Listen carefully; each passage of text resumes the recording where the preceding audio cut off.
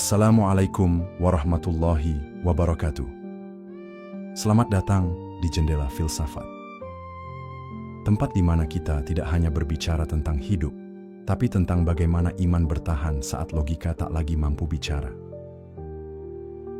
Di video ini, kita akan menelusuri satu kenyataan yang sering dilupakan, bahwa terkadang Allah tidak menenangkan pikiranmu, tapi justru menguatkan hatimu.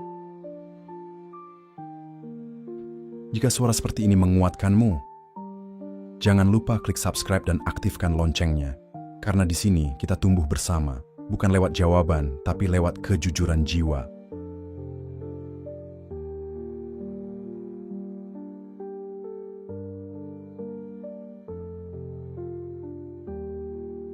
Ketika pikiran penuh tanya, tapi hati tetap melangkah. Kita semua pernah berada di titik itu.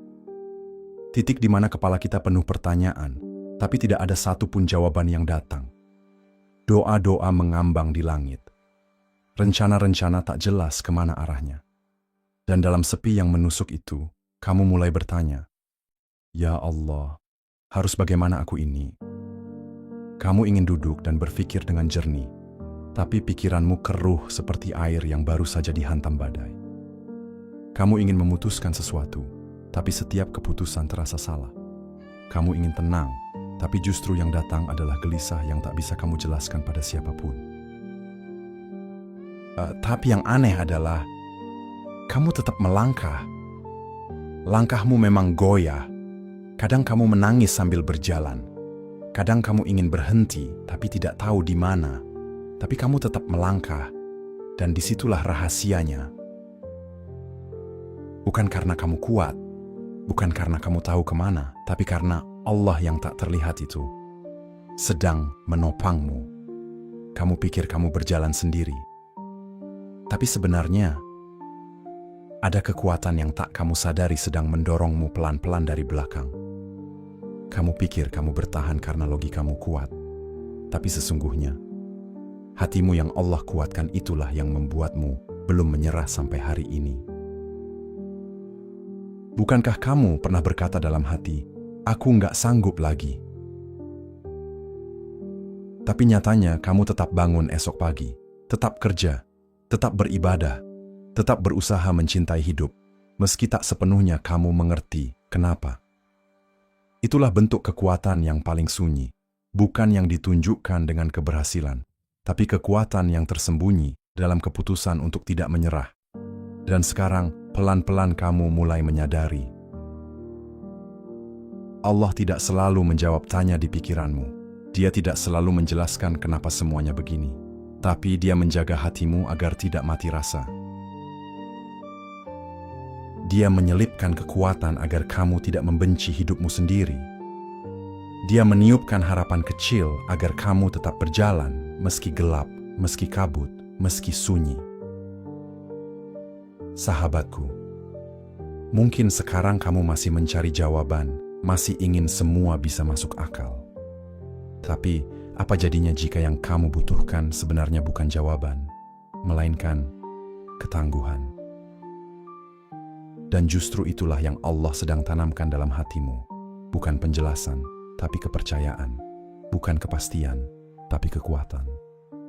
Kamu akan sampai pada satu fase hidup di mana kamu tidak lagi memaksa semua harus jelas, karena kamu tahu, yang penting bukan pikiranmu tenang, tapi hatimu tetap hidup dan sanggup percaya.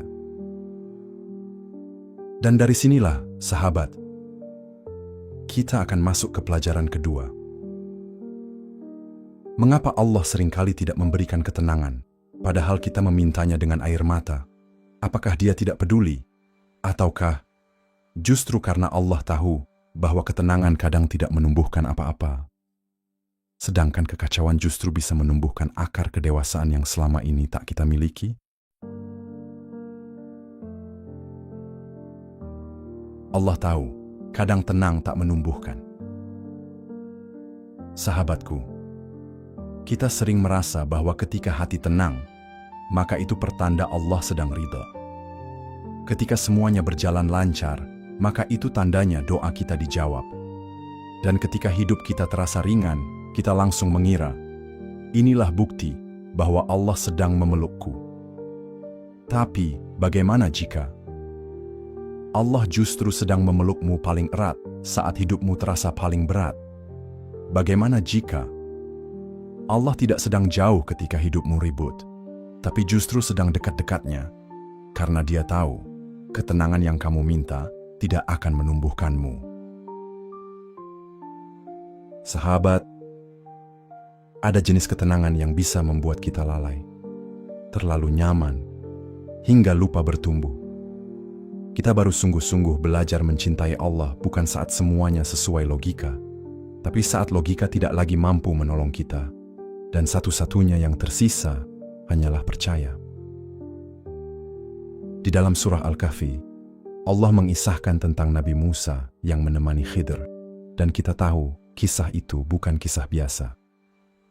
Salah satu bagian yang jarang dibahas adalah ketika Khidr membuat keputusan-keputusan yang membuat pikiran Musa kalut.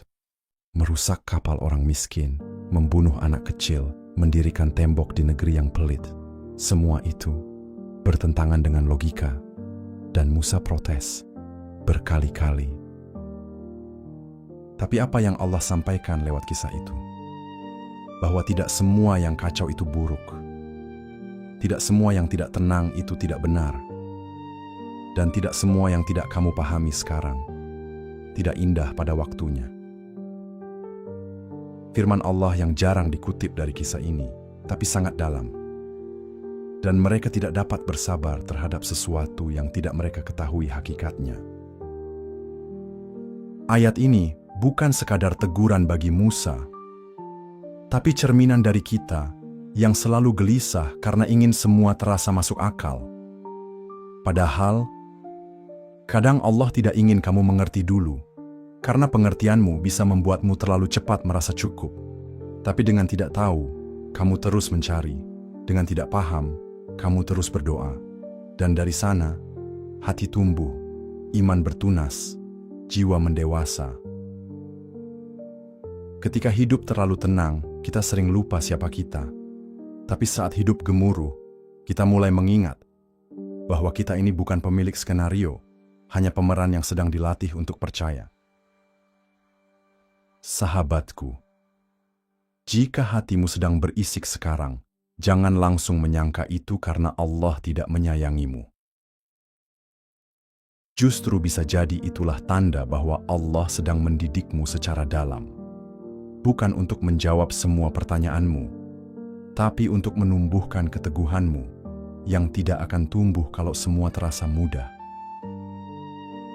Dan pelan-pelan kita akan menyadari bahwa ketenangan itu bukan selalu hadiah.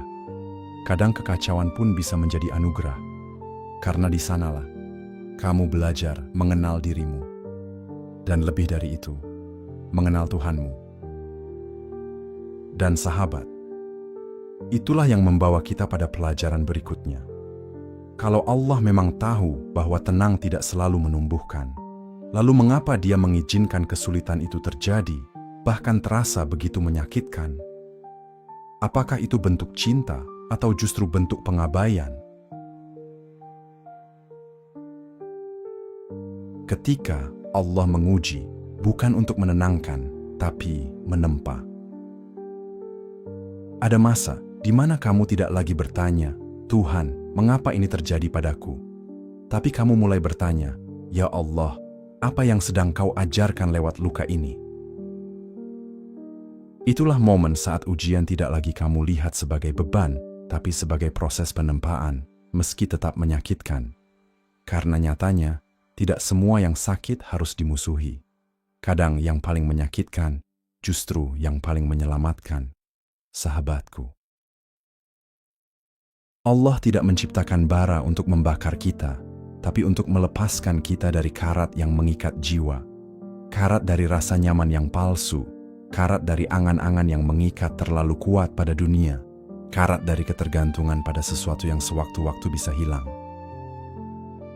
Maka, datanglah ujian.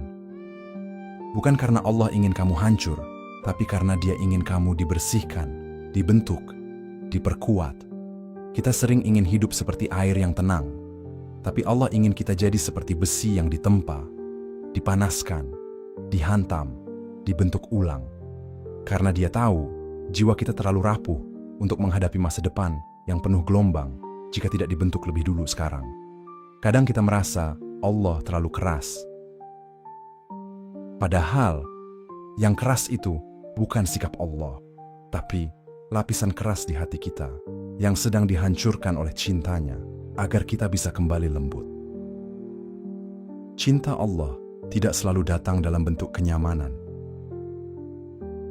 Kadang cinta Allah datang dalam bentuk pukulan yang mengejutkan, tapi bukan untuk melukai, melainkan untuk membangunkan.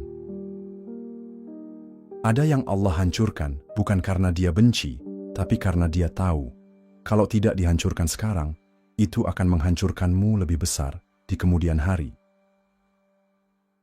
Dan ujian itu, sahabatku, kadang datang tanpa aba-aba, tanpa peringatan, seperti hujan deras di hari yang tadinya cerah, seperti petir yang menyambar saat kita tertawa.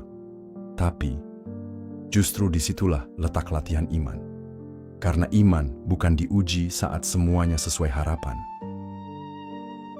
Tapi iman diuji saat yang datang berlawanan dari semua yang kita rencanakan. Dan saat itu kita diberi pilihan. Tersungkur karena tidak mengerti, atau tetap berdiri karena percaya. Allah tidak menjanjikan jalan yang mulus, tapi Dia selalu menyediakan kekuatan di dalam hati untuk siapapun yang memilih bertahan. Dan kekuatan itu seringkali tidak kamu sadari karena bentuknya bukan perasaan damai, tapi kebisaan untuk tetap bangun dan melanjutkan hidup. Sahabatku, kadang kita menyangka bahwa kita sedang diuji karena kita salah, padahal bisa jadi justru karena kita sedang dipersiapkan untuk sesuatu yang lebih besar. Dan sebelum Allah menitipkan beban baru yang lebih tinggi, Dia ingin memastikan dulu, apakah hatimu cukup kuat? Apakah jiwamu cukup dalam? Apakah keyakinanmu sudah tidak bergantung pada hasil, tapi bertumpu padanya sepenuhnya? Maka, jangan heran jika saat kamu merasa paling rapuh, justru disitulah Allah sedang paling serius menempa jiwamu, bukan untuk menjatuhkanmu, tapi untuk menyusun ulang kekuatanmu, agar kamu tidak lagi menjadi seseorang yang sekadar kuat karena tak ada masalah, melainkan seseorang yang tetap tegar meski badai datang tanpa henti. Dan pelan-pelan, kamu akan menyadari bahwa kamu bukan sedang dihancurkan, kamu sedang dibentuk. Karena bagi Allah, jiwa yang kuat bukan jiwa yang tidak pernah diuji, tapi jiwa yang justru dilahirkan dari perapian ujian itu sendiri. Sahabat, jika hari ini kamu sedang merasa hancur, jangan buru-buru menyangka bahwa Allah sedang membiarkanmu. Mungkin justru Dia sedang menyelamatkanmu dengan cara yang hanya bisa dimengerti oleh hati yang berserah. Dan kini, kita akan masuk pada fase berikutnya dalam perjalanan ini. Karena setelah ditempa, setelah air matamu habis dan pertanyaanmu tak kunjung dijawab, apa yang tersisa? Hati. Hati yang sudah tidak sekuat dulu, tapi juga tidak mudah runtuh seperti dulu. Hati yang kuat, tak selalu tenang, tapi tak lagi gentar. Ada anggapan di dunia ini bahwa hati yang kuat adalah hati yang tak pernah menangis, bahwa orang yang kuat adalah dia yang selalu tenang, seperti samudra yang tak bergelombang. Tapi kenyataan tak selalu begitu. Kadang, hati yang paling kuat justru adalah hati yang diam-diam menangis, tapi tidak berhenti melangkah. Yang diam-diam remuk, tapi tidak roboh. Yang diam-diam takut, tapi tetap percaya. Kita mengira ketenangan adalah puncak kekuatan. Padahal, bisa jadi justru ketidaktenangan yang dilalui dengan sabar dan pasrah, itulah jalan menuju kekuatan yang hakiki. Seorang sufi pernah berkata, hati yang paling kuat bukan hati yang tidak pernah gelisah, tapi hati yang tetap tahu kemana harus kembali saat gelisah. Dan tempat kembali itu bukan ke logika, bukan ke dunia, bukan ke manusia, tapi hanya ke satu titik yang tak berubah. Allah. Sahabatku, kamu tidak harus selalu kuat. Kamu hanya perlu cukup sadar bahwa meski kamu tidak tenang hari ini, itu tidak berarti kamu gagal. Itu tidak berarti imanmu lemah. Karena bahkan para nabi pun pernah gundah, pernah takut, pernah bergetar. Tapi mereka tidak lari. Mereka tetap berdiri. Dan dalam kegundahan itu, mereka memilih untuk tetap sujud. Maka ketahuilah, kekuatan bukan berarti tidak pernah gelisah, tapi tidak membiarkan kegelisahan menjauhkanmu dari Allah. Hati yang kuat bukan hati yang kaku. Ia bisa menangis, bisa goyah, bisa bimbang. Tapi ia tidak patah hanya karena tidak paham. Ia tidak menyerah hanya karena tidak tahu jawabannya. Ia belajar berdamai, bukan dengan situasi, tapi dengan kenyataan bahwa Allah tetap bersamanya meski semuanya belum membaik. Itu sebabnya hati yang kuat, bukan yang selalu damai, tapi yang sudah tidak lagi takut kehilangan damai. Karena ia tahu, kedamaian sejati bukan di luar, tapi di dalam. Dan kedalaman itu hanya bisa dibentuk lewat luka. Kita sering mengukur kekuatan diri dengan seberapa mampu kita menyelesaikan masalah. Tapi para kekasih Allah mengukur kekuatan mereka dengan seberapa dalam mereka tetap bisa berharap meski masalah tak kunjung selesai. Seorang sufi bernama Rabi'ah al-Adawiyah pernah berkata, "Tuhanku, aku tidak menyembahmu karena takut pada neraka dan bukan karena ingin surga, tapi karena Engkaulah satu-satunya yang layak dicintai." Lihatlah, cinta seperti itu tak bisa lahir dari ketenangan. Cinta seperti itu tumbuh dari hati yang pernah luka tapi tidak menjadi pahit, pernah kecewa tapi tidak menjadi benci, pernah merasa sendiri, tapi justru di situ menemukan kehadiran Allah. Sahabatku, jika hatimu hari ini masih belum tenang, jangan terburu-buru menganggap dirimu lemah. Mungkin kamu sedang dilatih untuk menjadi hati yang kuat. Bukan kuat karena tidak pernah goyah, tapi kuat karena tahu di mana harus bersandar saat semua menjadi tak tertata. Dan sungguh, hati seperti itu jauh lebih tangguh dari segala bentuk logika, karena ia tak tumbuh dari penjelasan, tapi dari penyerahan. Lalu kini, mari kita pelan-pelan berjalan ke kedalaman berikutnya. Jika Allah telah menguatkan hatimu, lalu bagaimana Dia menyampaikan jawabannya? Melalui bisikan apa? Melalui jalan yang mana? Karena kita sering mengira bahwa jawaban dari Allah harus datang ke pikiran. Tapi bisa jadi, Allah justru menjawab ke tempat yang paling sunyi dari dirimu, ke inti jiwamu. Allah menjawab, bukan ke pikiranmu, tapi ke inti jiwamu. Sahabatku, berapa banyak pertanyaan yang sudah kamu ajukan pada langit? Berapa malam kamu habiskan dengan berbisik pada Allah? Kenapa harus begini, ya Rabb? Kenapa kau diam? Kenapa semua ini tidak kunjung selesai? Dan karena tidak ada jawaban yang turun dalam bentuk kata-kata, kita mengira Allah benar-benar diam. Tapi tahukah kamu, Allah tidak pernah benar-benar diam. Hanya saja, kita terlalu sibuk menunggu jawaban yang bisa dimengerti oleh logika, sampai kita lupa bahwa Allah lebih suka menjawab ke tempat yang lebih dalam, ke inti jiwamu. Ada hal-hal yang tidak bisa dijelaskan, tapi bisa kamu rasakan. Ada momen-momen yang tak bisa kamu tafsirkan dengan bahasa, tapi bisa kamu peluk dengan iman. Dan di sanalah Allah sedang menjawabmu, lewat rasa sabar yang tiba-tiba tumbuh, lewat tenang yang datang setelah tangis, lewat kemampuan untuk tetap bangun esok hari meski kamu tak tahu kenapa. Bukan karena masalahmu selesai, tapi karena hatimu perlahan menjadi lapang. Seorang sufi besar, Jalaluddin Rumi, pernah menulis, "Di luar ide benar dan salah, ada sebuah tempat sunyi, aku akan menemuimu di sana. Tempat itu adalah jiwa. Tempat itu adalah ruang batin yang hening, di mana tidak ada lagi debat antara logika dan emosi. Yang tersisa hanyalah kesadaran penuh bahwa Allah selalu ada. Sahabat, pikiranmu bisa lelah, pikiranmu bisa keliru, tapi jiwamu, jika dijaga dalam sujud, ia akan mampu merasakan apa yang tak bisa dijelaskan. Jawaban Allah bukan selalu iya atau tidak.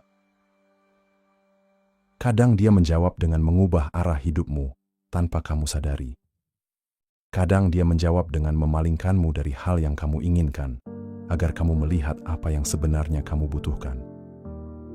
Dan perubahan itu terasa aneh, karena ia tidak lewat suara, ia tidak lewat logika. Tapi kamu mulai sadar, kamu tidak lagi marah, kamu tidak lagi gelisah seperti kemarin. Dan pelan-pelan, kamu bisa tersenyum, bukan karena semuanya baik-baik saja, tapi karena kamu mulai berdamai dengan apapun yang Allah izinkan terjadi. Hati yang dilatih untuk mendengar Allah lewat diam adalah hati yang paling dalam, dan hati yang dalam adalah hati yang tak mudah tumbang. Karena ia tak bergantung pada sinyal dari dunia, melainkan pada getaran batin yang Allah tanamkan dalam diam. Sufi besar Ibrahim bin Adham pernah berkata, "Carilah Allah di hatimu saat kamu tidak paham dunia, karena jawaban yang datang dari dalam lebih jujur daripada jawaban dari luar." Sahabatku, kalau kamu hari ini masih tidak paham rencana Allah, itu bukan berarti kamu kehilangan arah. Mungkin kamu justru sedang didorong untuk turun lebih dalam, masuk ke ruang jiwa yang sunyi, tempat Allah sedang menunggumu. Karena jawaban yang sejati bukan yang membuatmu paham, tapi yang membuatmu bertumbuh. Dan pertumbuhan sejati bukan terjadi di kepala, tapi di tempat yang lebih hening, di dalam jiwamu. Dan kini, kita akan sampai pada puncak perenungan. Setelah Allah menjawab diam-diam ke dalam jiwamu, kamu akan mulai sadar bahwa kesakitan yang dulu kamu takuti justru yang menumbuhkan kematanganmu. Karena poin berikutnya akan menyentuh momen itu. Kekacauan bukan akhir, tapi awal sebuah kematangan.